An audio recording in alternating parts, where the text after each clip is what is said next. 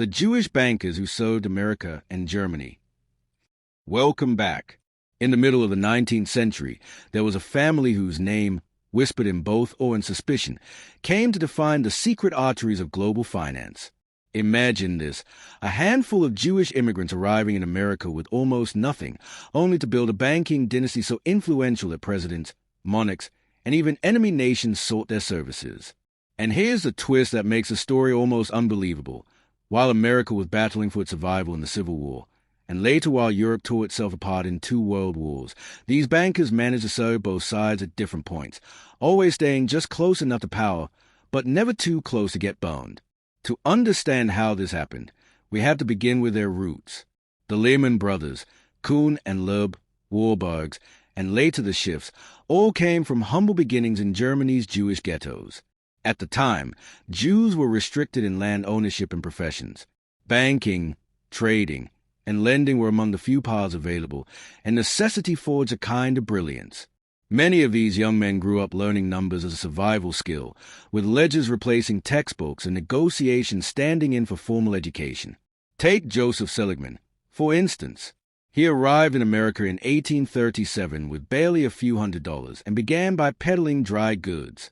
From there, he built a banking empire that would eventually help finance the Union during the Civil War. He wasn't alone. The Lehman brothers began with a small cotton business in Montgomery, Alabama, which might sound ordinary until you realize cotton was the oil of its time, the commodity that fueled both the American and British economies. By controlling finance around it, they tapped into one of the richest veins in history. But the most fascinating figure in this web was Jacob Schiff. Born in Frankfurt in 1847, Schiff was deeply shaped by the Warburgs and the Rothschilds, who had already proven that Jewish families could dominate European finance.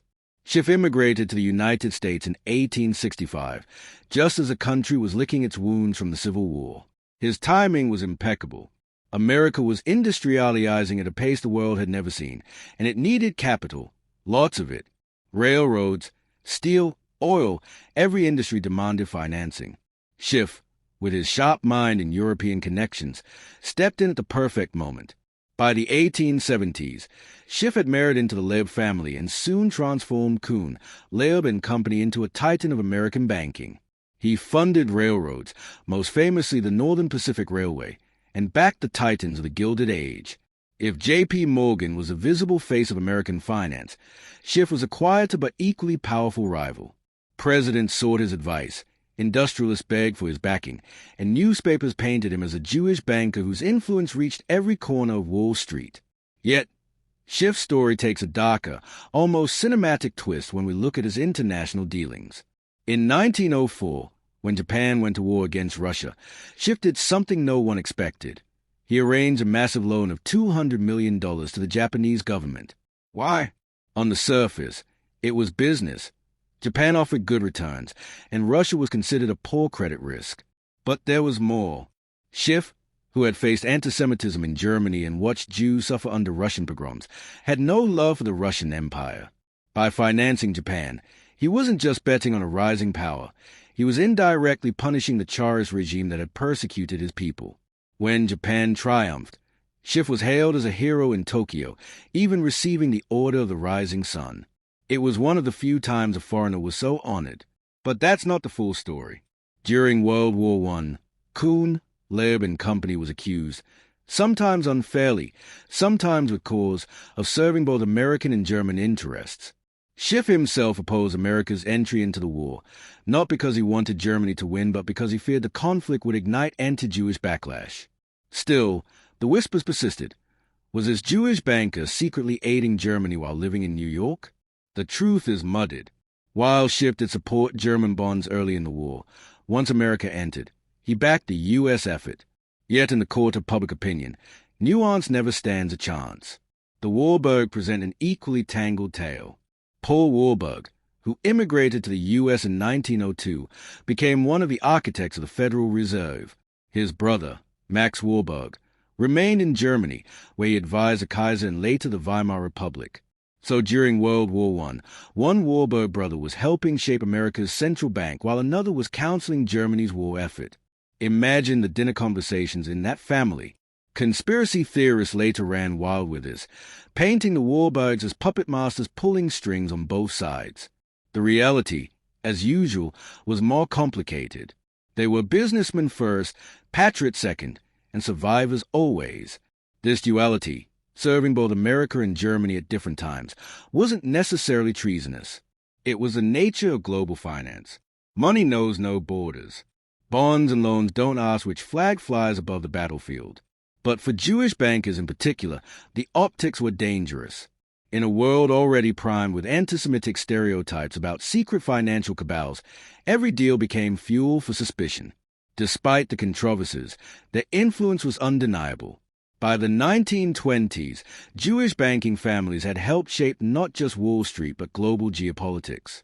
Schiff and his allies funded American infrastructure, the Warburgs laid the foundation for modern central banking, and the Lehmans rose to prominence in both finance and politics. Franklin D. Roosevelt would later rely on members of these families during the New Deal, intertwining their legacies even further with the fabric of American governance. But legacies are double-edged. During the Great Depression, and especially in Nazi Germany, Jewish bankers became convenient scapegoats. Hitler railed against Jewish finance, painting figures like Schiff and Warburg as villains in a global conspiracy. Ironically, some of these very bankers had helped stabilize the world economy decades earlier. The Nazis confiscated their German assets, burned their names in propaganda, and twisted their histories into weapons of hate. What remains remarkable, however, is how these families endured. Despite facing restrictions in Europe, suspicion in America, and outright persecution under fascism, they built institutions that lasted for generations. Kuhn, Lehman eventually merged into Lehman Brothers, and though the Lehman name collapsed spectacularly in 2008, the lineage of influence stretched across nearly 2 centuries. The Warburg family still remained prominent in finance and philanthropy, and Schiff's descendants continued to wield influence in American society. Looking back, their story is not one of simple heroes or villains. It is a story of survival, ambition, and the complicated role of money in human affairs. They served America because America needed capital to grow. They served Germany because Germany was still home, and business doesn't pause for politics. They navigated prejudice, seized opportunities, and sometimes made choices that blurred the line between strategy and morality. The lesson here is as unsettling as it is profound. Power often lies not with the generals or politicians we see in the spotlight, but with the financiers who quietly move resources behind the scenes. Money is the oxygen of nations, and those who control its flow can tip the scales of history. Jacob Schiff, the Warburgs, the Lehmans, they remind us that influence doesn't always come from holding office. Sometimes it comes from signing a loan document in a quiet boardroom.